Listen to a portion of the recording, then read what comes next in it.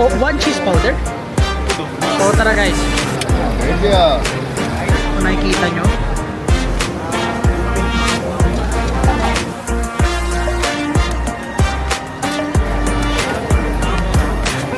Ayan guys. First bite. Ito, dough niya. Hello! Hello guys! Andito na tayo ngayon sa Rauhen Night Market. So dito sa video na to, ipapakita ko sa inyo ang iba't ibang klase ng street food na pwede nyo subukan kapag nagpunta kayo ng Rauhen Night Market. And since first time natin i-explore itong area na to at itatry natin yung mga kakaibang pagkain na hindi natin natitikman or wala sa Pilipinas. Kaya ano pa guys, samahan nyo ako. Let's go!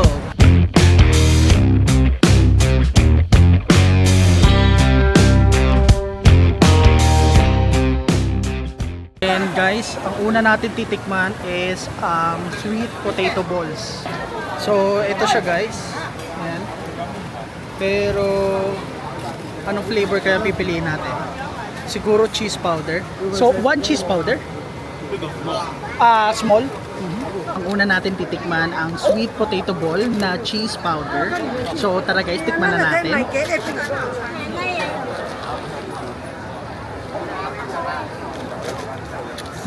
So guys, ang first impression ko dito sa sweet potato ball, chewy siya.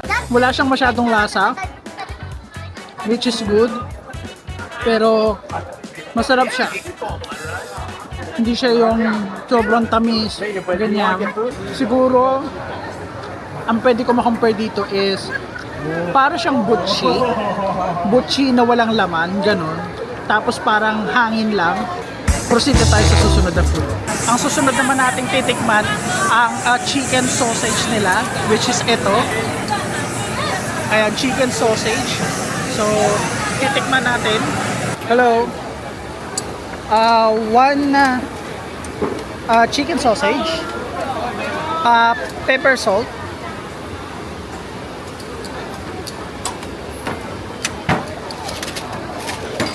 and ayun guys, titikman na natin ngayon yung chicken sausage na ang flavor is pepper salt.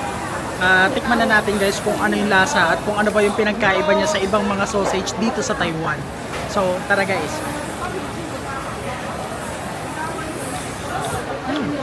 Sarap. Sarap ng chicken sausage nila dito. Juicy, malasa, tapos malambot. And I like it.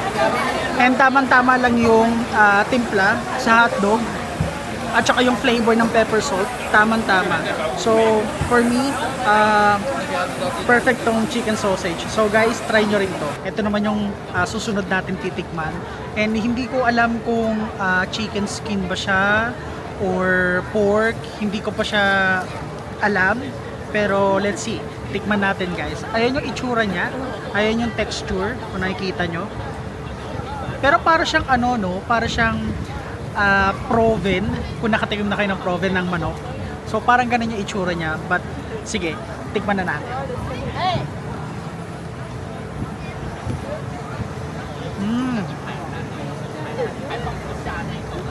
Okay. So guys, pwede ko ma-confirm na chicken siya. Pero natutuwa ako sa manok na to kasi laman talaga siya eh. Hindi siya yung balat, hindi siya yung proven, kundi laman talaga siya ng manok. So sa lasa naman, siguro talagang ang galing ng pagkakatimpla nila kasi nalalasahan ko dun yung soy sauce, nalalasahan ko dun yung konting-konting suka, nalalasahan ko dun yung brown sugar. So yeah, juicy siya kapag kinagat mo. Juicy yung nasa loob nung chicken na to. So nagulat lang ako kasi akala ko proven siya, akala ko chicken skin. So hindi pala, talagang laman siya ng manok guys. So ang price pala nito is 100 NTD. So yeah, itry nyo rin to guys kapag pumunta kayo ng Rauhen Night Market. Masarap siya. Tara guys, proceed na tayo sa next food trip. Next food trip naman natin is herbal stewed ribs. So dito ako kumain. Yan. Nakikita nyo ba? Ayan guys. Diyan ako kumain. And eto siya.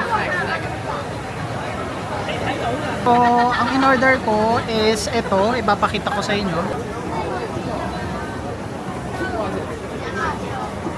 So tara guys, bago lang kasi sa akin to. At saka hindi ko alam kung ano ba yung lasa niya. Pero tingin ko parang hindi siya nalalayo sa yung lamb sa Thailand. But let's see kung ano ba yung lasa nito kasi nakita ko lang kanina, sabi ko ay parang kakaiba yung pagkain ah. So tara guys, tikman na natin kung ano nga ba yung lasa nito. Ang presyo pala nito guys is 100 NTD.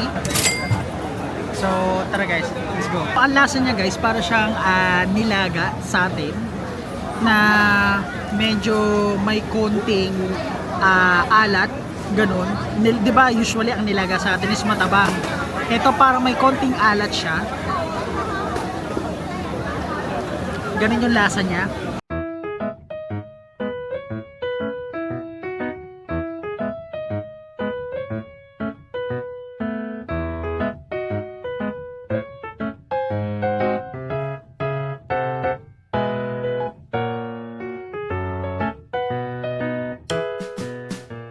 Grabe guys, ang daming tao dito ngayon sa Rahway Night Market. Siksikan. Bumper to bumper. Grabe, ang daming tao ngayon. Kasi Sabado nga pala, kaya pala sobrang daming tao. Pero ayun, naghahanap pa rin tayo ng mga ibang pagkain na kakaiba.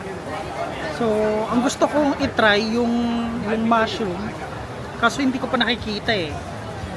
Yun sana yung gusto kong itry para bago kasi sa paningin ko, and then naku-curious kasi ako sa lasa niya kung ano nga ba yung lasa na ginril na mushroom. So ayan, tingnan nyo guys kung gaano karaming tao. Ayun guys, nakita ko na yung mushroom grill. So ito siya guys. Ngayon titikman na natin yung mushroom grill. Ito siya. And before tayo mag-proceed sa review netong mushroom grill is may namit pala tayo kanina na mga Koreans, and also yung isang mag-partner is Hong Kong naman, ganon. So habang nasa pila kami, kasi medyo mahaba yung pila sa mushroom grill, nag-usap-usap kami and nakakuha pa tayo ng subscriber from Korean. So that's our first time na makakuha ng subscriber na hindi Filipino. So, okay. Anyway, mag-start na tayo mag-review kung ano nga ba ang lasa ng mushroom grill. So, kung makikita nyo sa video guys is bago ihawin yung mushroom, kinikiskis muna ng mabuti just to make sure na yung grill is walang kalawang, ganyan. So, that's a good thing. And then pangalawa is kung makikita nyo, habang ginigrill yung mushroom, pinupunasan ng special sauce. Hindi ko alam kung ano yung sauce na nilalagay doon. Pero kung makikita nyo, nilalagyan ni tatay ng parang dark sauce yun eh. Pero hindi ko alam kung dark soy sauce ba yun or what. And then after is chinachop niya ngayon isa-isa. And then parang may tinatanggal siya guys. Kung nakikita nyo, may tinatanggal siya sa dulo. Hindi ko alam kung ano. Hindi ata yung kinakain sa mushroom. Pinuputol niya yung unahan tsaka yung dulo ng mushroom. Tinatanggal niya. So tara guys, tikman na natin kung ano yung lasa nito. Ay, oo nga pala guys, meron kayong mga flavor na pagpipilian doon sa mushroom grill.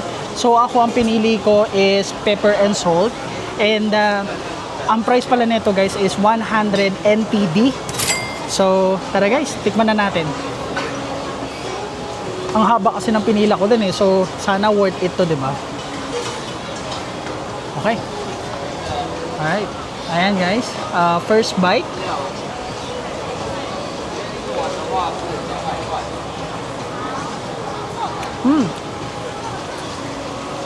Chewy siya, malasa, pero masarap.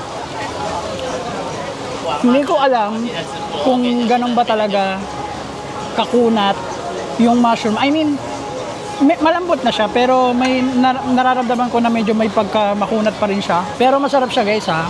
Ang nakapagpadagdag ng flavor dito yung pepper and salt. na kung saan hindi siya maanghang, pero dahil sa paminta, meron siyang sipa na konti. Isa pa pala guys, gusto ko pala i-share sa inyo, yung serving ng mushroom, napakarami. So 100 NTD, parang sulit na rin. Ayan, kung makikita nyo, ang dami. So siguro ako, dahil marami na tayo nakain and hinuli natin tong mushroom, busog na ako. So hopefully maubos ko pa siya. Pero overall, masarap siya guys, i-try nyo rin. And then, piliin nyo yung pepper salt. Tara guys, pumunta pa tayo sa isang food. And then, doon na natin tatapusin itong food tour sa Rauhe Night Market. And ayun guys, so this is our last food trip here dito sa Rauhe Night Market. So, eto siya guys. Nakita nyo naman, tinanong ko kung ano yung pangalan niya. Ang sabi ni Kuya is pepper rice cake. So, kung makikita nyo, parang gumawa sila ng dough, tapos yung dough, nilagay nila yung meat dun sa gitna, tapos meron din vegetable na kasama. So, yun, kung nakikita nyo dito kung paano siya ginagawa. And then, after nun, kapag nalagay na yung meat sa gitna, tapos iikutin na parang siopaw, tapos ipapainitin sa oven. And yung oven nila guys, hindi siya yung parang typical na parang ilalagay nyo lang sa gitna tapos na. So ang ginagawa nila dito is parang nilang dinidikit sa ilalim, pero oven siya. So ganun yung technique na ginagawa nila. So tara guys, tikman na natin. And oo nga pala, yung price pala nito is 65 NTD. So para at least magkaroon kayo ng idea kapag gusto nyo rin itry itong pagkain na to na pepper rice cake. Actually kanina nung pagpunta ko dito, sobrang haba ng pila guys. Hindi ko siya nakain agad kasi nga sa sobrang haba ng pila. And oo nga pala guys, gusto ko din pala i-shout out si hello. Ayun guys, gusto ko din pala i-shout out si Sir Luke. Sir Luke, shout out sa'yo and happy birthday. And birthday trip pala niya ito. So nagpo-food trip siya sa Rauhe Night Market. So I hope you enjoy, sir, your food trip dito sa Taiwan. Tikman na natin kung ano nga ba yung lasa netong pepper rice cake.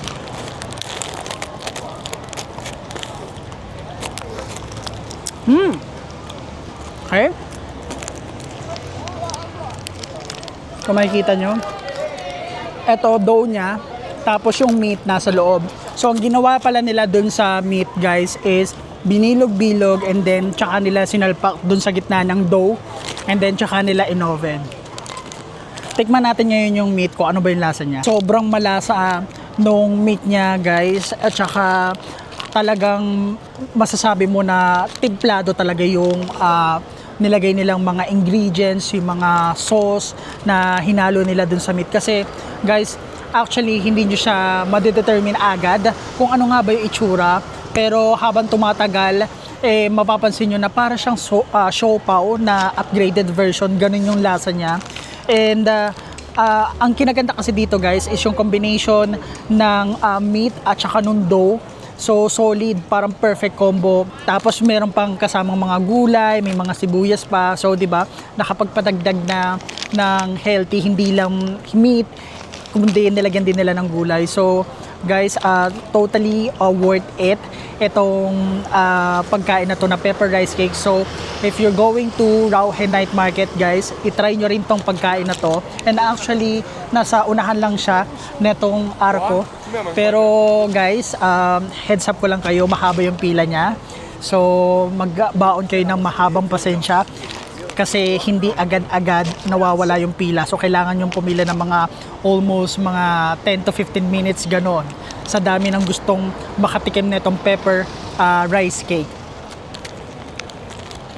Gusto ko din pala i-remind kayo na kahit nasa ibang bansa kayo, please be aware sa mga gamit nyo. Kasi mahirap na, huwag kayo masyado magpakampante kasi hindi nyo mamamalayan. Kasi dito pagkapasok ko, nung inikot ko yan guys, kasi paikot lang naman yung loob na yan.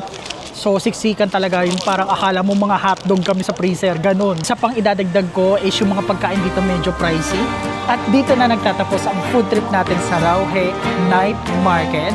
So kung nagustuhan nyo itong video guys, please click the subscribe button at marami pa tayong paparating na videos dito sa Taiwan. So yun lang. Bye!